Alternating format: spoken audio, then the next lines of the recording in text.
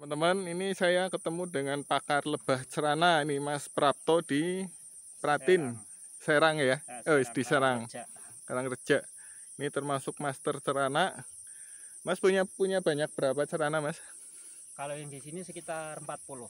Oh, 40 ya. Jadi kita taruh di tempat yang berjarakan 1 kilo lagi kita baru ada budidaya lagi, 1 kilo lagi ada budidaya lagi. Jadi nggak ngumpul satu, jadi bagi vegetasi. Bagi vegetasi ya. Iya, agar pakan cukup. Oh, 1,40. Oh iya ya. Ini termasuk pemain lama, Mas Rana itu termasuk senior ya. Dari tahun berapa Pak menekuninya? Dari tahun 2014. Wah, hebat. Sekarang full lebah ya Pak? Alhamdulillah sudah masuk semuanya usaha saya yang dirintis dari 2014 itu sampai sekarang itu hasil semuanya dari buat beli beras dari madu. Wah, hebat. Ini contoh teman-teman fokus terhadap hobinya sehingga dia sudah. Kalau Mas Prapto bagi kalangan cerana pasti semuanya pada tahu ya. Ini saya buat perkenalan, jadi vlog saya nggak melulu trigona, ini juga ada master cerana. Jadi ternyata ternak lebah pun sangat berprospektif ya Mas Prapto. Sangat potensi untuk mengais rezeki. Wah, hebat. Boleh lihat koleksinya Mas nanti. Oke, monggo. Ini lingkungannya teman-teman, tempatnya Mas Prapto. Ini kebetulan dipakai juga untuk penelitian dari profesor dari kalangan akademis. Ini kebetulan saya juga ikut di sini juga untuk yang trigona. Ini koloninya bagus Mas. Ya, lumayan. Ini di sini baru 2 bulan. Baru 2 bulan. Iya. Sebenarnya masih agak bakalan sih. Masih pakai kotak kecil, cuman udah standar budidaya ya, pakai frame. Walaupun biasa ya udah standar budidaya lah. Ya tali pengikatnya aja belum terputus semua, masih ada di sini. Tapi ini udah penuh madu ya Mas? Udah ditutup ya? Udah mulai, masih banyak polen sih, jadi belum sempurna madunya, masih sebentar lagi. Hebat nih. Cerana ini kesulitannya ini sangat sulit sebetulnya teman-teman dibandingkan melifera. Harus sangat telaten. Jadi dia kan sifatnya memang liar. Cuman masih bisa dibudidaya dengan cara harus terus pengadaan vegetasi seperti kayak labusium, saya selalu pengadaan tanaman hias juga. Jadi seperti kayak labusium itu kita bisa pengadaan vegetasi buat lebah, juga bisa hasil buahnya ya. Oke. Ini salvia juga, ini kan banyak nektar juga. Iya betul, banyak banget, sangat disukai. Ini untuk sebulan biasanya panennya berapa Mas? Jadi kita tidak sebulan ya, kita ambil jangka panen paling cepat itu di sini 2 bulan. 2 bulan paling cepat, kondisi bagus ya. Nunggu semuanya nutup, rapet semua ini, rem atas rapet, kondisi madu sudah menutup seperti yang di tengah ini, sudah siap panen. Biasanya 2 bulan berapa untuk rata-ratanya Mas? Untuk rata-rata tiap kotak itu 2 kilo 3 kilo lah. Setiap kotak. Kalau pas vegetasi bareng sama kaliandra musim mekar bisa nyampe 3 kilo. Kotaknya bisa 2 kilo 3 kilo tiap 2 bulan ya? Tiap 2 bulan. Untuk harga jual berapa Mas? Untuk harga jual kita jual dengan harga per kilo Rp400.000. Sekilo 400.000. Ini mahal tapi dijamin murni dari Mas Prapto. Ini saya udah lihat sendiri teman-teman. Sudah disaksikan sendiri dari kalangan akademis yang melakukan penelitian dari kandungan madu sampai budidaya di sini. Budidaya, iya.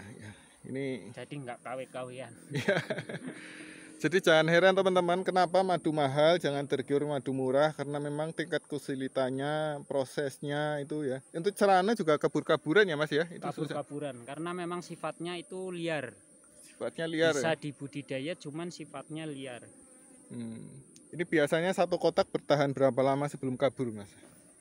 Biasanya kalau di sini ada yang bisa mencapai 7 tahun 6 tahun. 7 tahun bisa ya? Kalau lagi apa ya? betah, bertahan, terus lagi bagus, itu nyampe 7 tahun. Paling standar paling enggak ya 3 tahun 4 tahun. 3 tahun 4 tahun. Tapi itu pasti mau nggak mau mesti ada yang pergi ya Mas? Pergi tetap. Dalam kondisi seperti ratu tua harus mengganti ratu baru, terkadang terjadi perkawinan kawin kabur, lupa pulang. Kawin lari ya Mas? Itu gendalanya adalah kawin lari. Dah paling sulit, belum bisa dipecahkan. Tapi ini mutunya kalau Cerana menurut saya lebih bagus daripada Apis mellifera, cuman memang kesulitannya tingkat tinggi, makanya harganya juga mahal.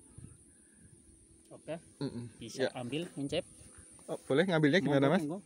Langsung dikletek gini. Ini ada madunya. Tarik aja, ada madu polen. Itu sama-sama manfaat. Coba di foto Mas. Aku di ini. Madu sarang asli dari Mas Prapto ini teman-teman. Ini asli ngambil. Ini madu asli dari Mas Prapto. Sambil pegang ini Mas. Rasanya luar biasa enak. Seger. Ini madu sarang. Ini sangat rekomendasi produk dari Mas Prapto teman-teman. Ini kalau harganya udah kayak emas ya, sekilo 400. Ini potensi teman-teman. Bisa ditiru triknya Mas Prapto ini di mana? Serang ya. Serang Karangreja Purbalingga. Mas Prapto juga terbuka bagi yang ingin belajar. Di sini banyak penelitian juga. Edukasi siap. Ini enak. Beda dengan yang di toko-toko. Seger, manis. Ini langsung maknyes teman. Yang jelas alami. Alami. Hebat Mas Prapto. Kita ambil lagi. Monggo. Gak apa-apa ya? Enggak apa-apa. Buat istriku. Ini istriku. Enak banget. Yakin.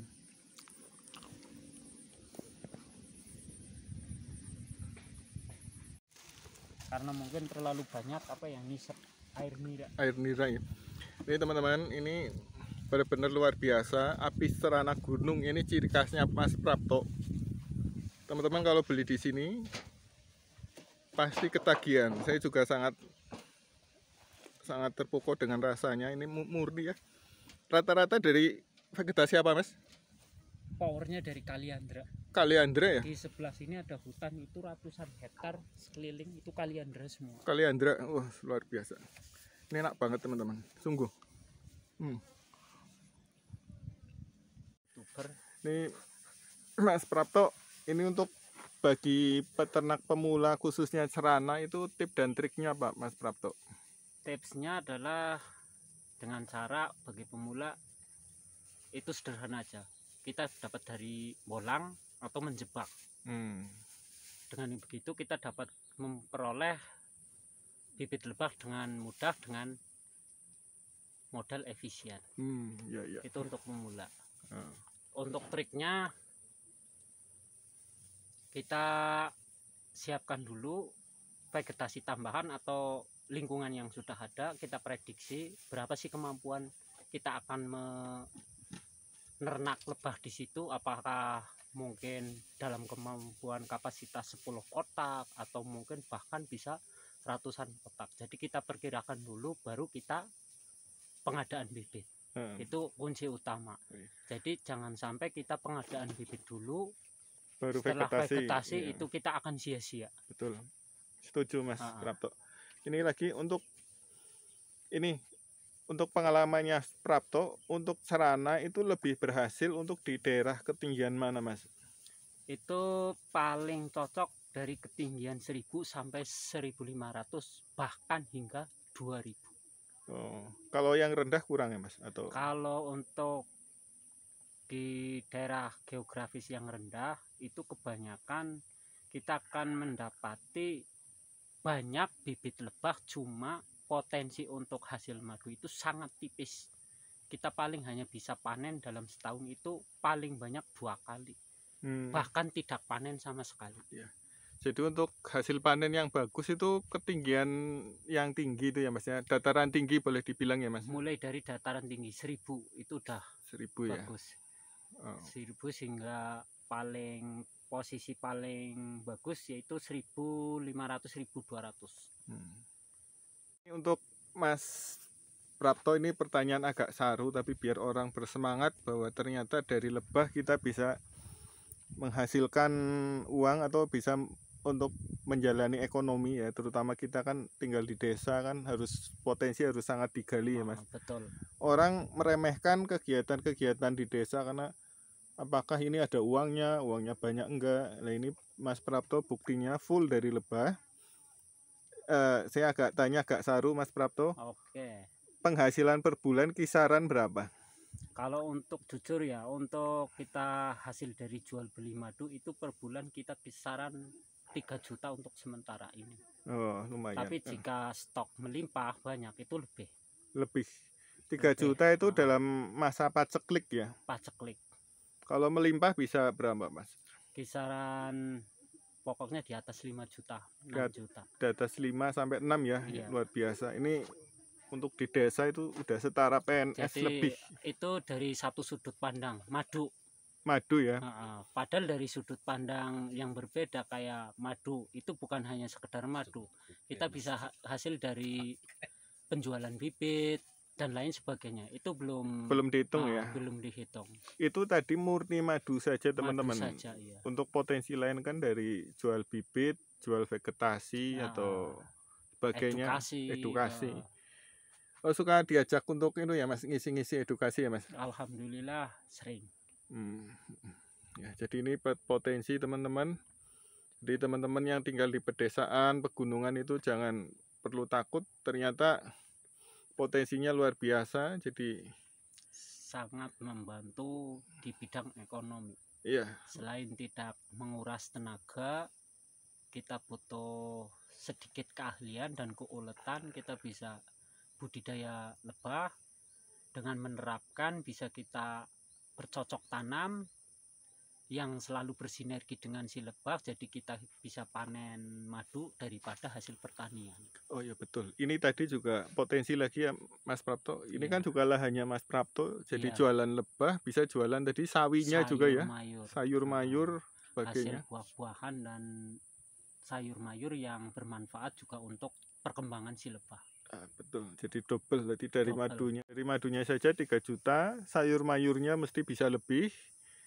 Itu dalam kondisi paceklik teman-teman, paceklik bunga. Kalau bunganya bagus, madunya melimpah, udah di atas itu bisa 5 ke atas.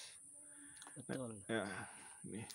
Terima kasih Mas Prapto atas sharingnya. Sama-sama. Semoga jadi inspirasi bagi kaum muda yang semangat terus di desa biar ini mengembangkan potensi wilayahnya teman-teman, terutama di lebah. Memanfaatkan lingkungan sendiri. Ya betul. Makasih Prapto, semoga tambah sukses. Amin.